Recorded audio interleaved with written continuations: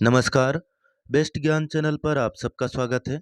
रोज की तरह आज के इस वीडियो में हम देखेंगे मध्य प्रदेश और देश के अब तक की दिन भर की बड़ी खबरों का सारांश, प्रदेश के हर एक जिले के मौसम का ताजा हाल और आगामी 5 दिनों का मौसम पूर्वानुमान। लोकसभा चुनाव 2024 की घोषणा हो चुकी है। प्रदेश के किस जिले में कितने चरण में और कब वोटिंग होगी वह भी विस्तार से आपको बताएंगे। वीडियो को पूरा देखिए ताकि पूरी जानकारी आपको मिल पाएगी। सरकार ने हाल ही में किसान हित में जो 2 फैसले लिए हैं जिससे गेहूं के भाव बढ़ने की भी संभावना है वह भी आपको बताएंगे। लोकसभा चुनाव 2024 की घोषणा हो चुकी है। देश में 7 चरणों में चुनाव होंगे। पहला चरण की वोटिंग 19 अप्रैल को, दूसरे चरण की 26 अप्रैल को, तीसरे चरण की वोटिंग 7 मई को, चौथे चरण की 13 मई को, पांचवें चरण की 20 मई को, छठे चरण की वोटिंग 25 मई को और सातवें चरण की वोटिंग 1 जून को होगी।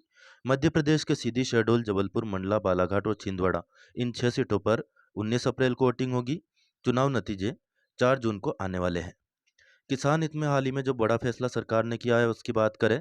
प्राथमिक कृषि साख सहकारी समितियों द्वारा खरीफ 2023 सीजन में जो लोन वितरित किया गया था उसकी चुकाने की जो तिथि है, देय तिथि बढ़ा दी गई है। अब 30 अप्रैल कर दी गई है। सरकार ने बताया है कि पहले फसल ऋण की देय तिथि 28 मार्च 2024 थी। अब इसको एक बार फिर से बढ़ाकर 30 अप्रैल कर दिया गया है। अतः करीब 2023 सीजन में वितरित किए गए अल्पकालिक फसल ऋण की देय तिथि यानी कि ड्यू डेट 28 मार्च 2024 से बढ़ाकर 30 अप्रैल नियत की जाती है। योजना की शेष शर्तें यथावत रहेगी। किसानों के बीच इस योजना का व्यापक प्रचार प्रसार करने के निर्देश मध्य प्रदेश शासन ने दिए हैं। वर्ष 2024-25 में गेहूं उपार्जन पर मध्य प्रदेश सरकार 125 रुपये प्रति क्विंटल बोनस देगी। गेहूं का जो समर्थन मूल्य है वह 2275 रुपये प्रति क्विंटल ही है। हालांकि सरकार ने विधानसभा चुनाव से पहले बड़ी घोषणा की थी कि समर्थन मूल्य 2700 रुपये सरकार द्वारा भले ही घोषणा न की जाए लेकिन समर्थन मूल्य की गारंटी दी गई थी कि 2700 रुपये गेहूं का भाव सरकार देगी। फिलहाल उसका जो है लागू करने का कोई इरादा सरकार का नहीं दिखाई दे रहा है। चूंकि अब आचार संहिता भी लागू हो जाएगी, ऐसे में कम ही उम्मीद है कि सरकार 2700 रुपये में गेहूं खरीदेगी। निश्चित तौर पर लोकसभा चुनाव में इसके जो नतीजे हैं वह सरकार को भुगतने पड़ सकते हैं। हाल ही में सरकार ने दावा किया है कि उज्जैन, खंडवा और खरगोन जिले के कुछ उपार्जन केंद्रों पर 15 मार्च से गेहूं की खरीदी चालू हो चुकी है। नर्मदापुरम जिले के कुछ उपार्जन केंद्रों पर 18 मार्च से शुरू हो जाएगी। इंदौर, उज्जैन, भोपाल और नर्मदापुरम संभाग में 20 मार्च से 7 मई 2024 तक गेहूं का उपार्जन होगा यानी कि खरीदी होगी। जबलपुर, रीवा, शहडोल, सागर, ग्वालियर और चंबल संभाग के जिलों में 29 मार्च 2024 से 15 मार्च 2024 तक खरीदी करने की बात की गई है। समर्थन मूल्य पर गेहूं विक्रय के लिए अब तक 15 लाख से अधिक किसानों ने पंजीयन करवा लिया है और किसान पंजीयन की सुविधा अभी 31 मार्च 2024 तक जारी रहेगी। गेहूं उपार्जन में किसी प्रकार की समस्या हो तो टोल फ्री नंबर 181 पर शिकायत दर्ज करवा सकते हैं। तो किसान पंजीयन की अवधि एक बार फिर से बढ़ा दी गई है। 16 मार्च 2024 तक पहले पंजीयन की लास्ट डेट थी। अब इसको बढ़ाकर 31 मार्च कर दिया गया है। ऐसे में जो गेहूं के दाम लगातार दबाव में दिख रहे थे उनमें थोड़ी सी बाजार भाव में बढ़ोतरी हो सकती है, क्योंकि एक और जो कर्ज का भुगतान है उसकी तिथि बढ़ा दी गई है। ऐसे में कर्ज के भुगतान के लिए जो किसान मंडियों में जल्दी से जल्दी अपनी फसलों को ले जा रहे थे वह भीड़ थोड़ी सी कम होगी। ऐसे में गेहूं के भाव में बढ़ोतरी देखने को मिल सकती है। बात करें लोकसभा चुनाव 2024 की, प्रेस नोट जारी हो गया है 16 मार्च को। गजट नोटिफिकेशन इसका जारी होगा 20 मार्च को। नॉमिनेशन की लास्ट डेट रहेगी 27 मार्च 2024। फेस स्टेट और यूटीज जो 21 है उनमें 27 मार्च रहेगी और जो 102 सीटें रहेगी उन पर, जो बिहार की केवल सीटें हैं उनमें 28 मार्च को नॉमिनेशन की लास्ट डेट रहेगी। स्क्रूटनी होगी 28 मार्च को बिहार के कुछ क्षेत्रों में 30 मार्च तक, और कैंडिडेट अपना नाम वापस ले सकेंगे 30 मार्च तक, बिहार के कुछ हिस्सों में 2 अप्रैल तक। डेट ऑफ काउंटिंग है 4 जून और date before which election shall be completed 6 June की तारीख दी गई है कि 6 जून तक तमाम जो प्रक्रिया है वह पूरी हो जाएगी।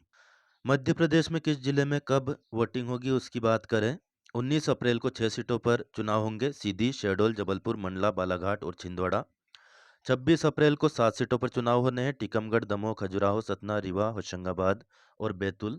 वही 7 मई को 8 सीटों पर वोटिंग होगी, मुरैना, भिंड, ग्वालियर, गुना, सागर, विदिशा, भोपाल और राजगढ़। 13 मई को 8 सीटों पर चुनाव होंगे। देवास, उज्जैन, इंदौर, मंदसौर, रतलाम, धार, खरगोन और खंडवा। पिछड़ा वर्ग के जो कॉलेज के छात्र हैं उनके छात्रवृत्ति के फॉर्म नवीन और नवीनीकरणीय जो भी छूट गए थे फिर से भरा रहे हैं। 31 मार्च लास्ट डेट है, नहीं भरा हो तो भर दीजिए।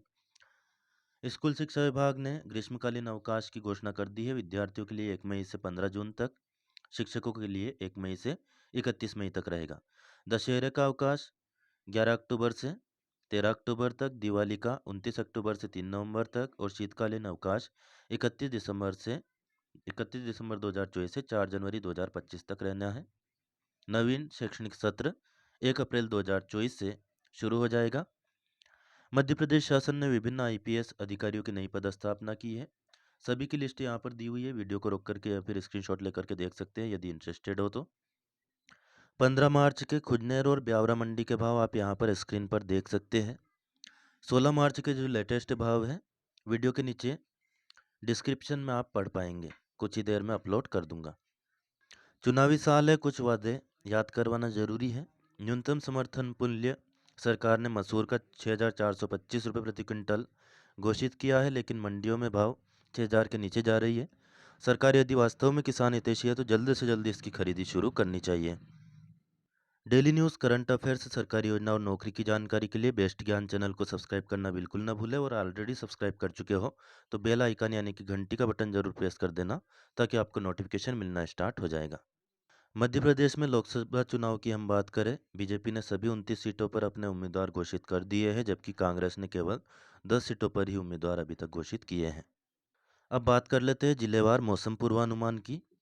बालाघाट जिले में आज से लेकर 20 मार्च तक कहीं कहीं पर बारिश की संभावना है। 17 मार्च को धूल भरी आंधी चलने के साथ ही ओलावृष्टि की चेतावनी दी गई है।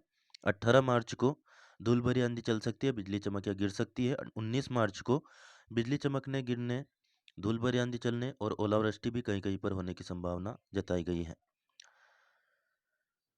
पन्ना, दमोह, सागर, छतरपुर, टीकमगढ़, निवाड़ी, मैहर, इन जिलों में आज मौसम शुष्क रहने की संभावना है। पांडुर्ना जिले में आज से लेकर 19 मार्च तक कहीं कहीं पर बारिश की संभावना है। 17 मार्च को पन्ना, दमोह और सागर में, 18 मार्च को दमोह में, 19 मार्च को पन्ना और दमोह में कहीं कहीं पर बारिश की संभावना है। अन्य दिनों में इन सभी जिलों में मौसम शुष्क रहने की संभावना है। मैहर और पांडुर्ना में 17 और 19 मार्च को कहीं कहीं पर बारिश हो सकती है। पांडुर्ना में 18 मार्च को भी बारिश की संभावना है। इसके अलावा बात करें डिंडोरी, कटनी, जबलपुर, नरसिंहपुर, छिंदवाड़ा, सिवनी, मंडला, इन जिलों की आज कहीं कहीं पर बारिश की संभावना है। 17 मार्च को कुछ स्थानों पर बारिश की संभावना है। 17 मार्च को कहीं कहीं पर ओलावृष्टि की संभावना है डिंडोरी, जबलपुर, सिवनी और मंडला जिले में। 18 मार्च को जबलपुर और मंडला जिले में चेतावनी जारी की गई है ओलावृष्टि की। 19 मार्च को डिंडोरी, कटनी, जबलपुर, नरसिंहपुर, सिवनी और मंडला, इन जिलों में ओलावृष्टि की चेतावनी जारी की गई है। इसलिए किसान भाई खासतौर पर सावधानी बरतें और अपनी फसलों को इकट्ठा कर ले यथासंभव। सिंगरौली, सीधी, रीवा, मऊगंज, सतना, अनूपपुर, शहडोल और उमरिया जिले में आज मौसम शुष्क रहेगा। 17 मार्च को सिंगरौली और सीधी में मौसम शुष्क रहेगा। रीवा में कहीं कहीं बारिश हो सकती है। मऊगंज, सतना में शुष्क रहेगा। अनूपपुर, शहडोल और उमरिया में कहीं कहीं पर बारिश हो सकती है। उमरिया में 17, 18 और 19 मार्च को कहीं कहीं पर ओलावृष्टि की चेतावनी जारी की गई है। शहडोल जिले में 18 मार्च को और अनूपपुर में भी 18 मार्च को कहीं कहीं पर ओलावृष्टि हो सकती है। मऊगंज और सतना में 18 मार्च तक मौसम शुष्क रहेगा। 19 मार्च को कहीं कहीं पर बारिश हो सकती है। 18 और 19 मार्च को सिंगरौली, सीधी और रीवा में कहीं कहीं पर बारिश के आसार हैं। अनूपपुर, शहडोल और उमरिया जिले में 19 मार्च को कुछ स्थानों पर बारिश का अलर्ट जारी किया गया है। 20 मार्च को सिंगरौली, सीधी, रीवा, मऊगंज और सतना में मौसम शुष्क रहने की संभावना है। अनूपपुर, शहडोल और उमरिया में कहीं कहीं पर बारिश की संभावना है। गुना, अशोकनगर, शिवपुरी, ग्वालियर, दतिया, भिंड, मुरैना और श्योपुर कला जिले में। नीमच, मंदसौर, आगरमालवा, शाजापुर, देवास, उज्जैन, रतलाम और इंदौर जिले में। बुरहानपुर, खंडवा, खरगोन, बड़वानी, अलीराजपुर, झाबुआ और धार जिले में। भोपाल, विदिशा, रायसेन, सीहोर और राजगढ़ जिले में अगले 5 दिनों तक मौसम शुष्क रहने की संभावना है। नर्मदापुरम जिले में आज मौसम शुष्क रहेगा। कल, परसों और नरसों कहीं कहीं पर बारिश हो सकती है। बैतूल जिले में आज से लेकर 19 तारीख तक कहीं-कहीं पर बारिश के आसार है। हरदा जिले में अगले 5 दिनों तक मौसम शुष्क रहेगा। यह था दोस्तों संक्षेप में प्रदेश के सभी 55 जिलों का आगामी मौसम पूर्वानुमान। उम्मीद है वीडियो में दी गई जानकारी आपके लिए उपयोगी साबित होगी। मेरी मेहनत और ये प्रयास आपको अच्छा लगे तो प्लीज़ लाइक ज़रूर कर दें और अन्य किसान भाई और दोस्त जो भी आपसे फेसबुक, व्हाट्सएप या टेलीग्राम ग्रुप के जरिए जुड़े हो उनको भी शेयर करें। कोई प्रश्न या सुझाव कमेंट करके पूछे या बता सकते हैं।